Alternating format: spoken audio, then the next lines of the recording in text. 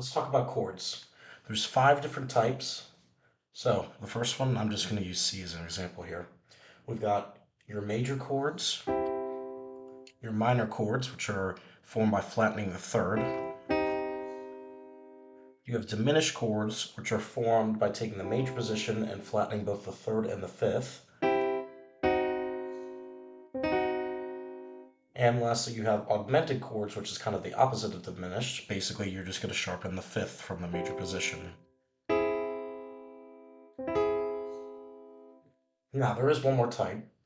This last type is called an inverted chord, but we usually just refer to them as inversions.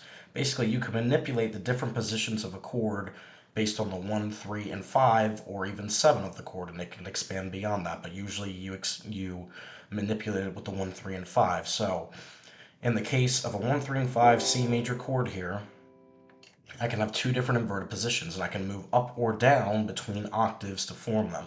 So this is known as the root position of C major. If I were to take the 1 and move it up to the 8 or octave above me, I now have C major first inversion, and if I take the 3rd and move that up, I now have C major second inversion. If I move the 5th up an octave, I now have what is called the resolution, return. There's a lot of different terms for it. I usually just call it the resolution or return to root. And again, this can work both ways. And this is true with any chord on the piano that's a 1, 3, and 5. Now you can also do it even with a 7. It gets a little bit more complicated when you do that, but you can do that. But inversions, in my opinion, are the best tool and greatest tool that you can use if you're trying to make your own cover of a song or just play a simple accompaniment or improv a song on the spot when you're looking at sheet music. It's a great way to mix things up but keep the same sound. Now let's talk about chord progressions. So, as I kind of alluded to before, there's 8 different positions we can use for progressions. You have what's known as the 1, and again, I'm going to use C major as an example here just to keep things simple. We have the 1, which is the tonic position. The 3 is a minor position.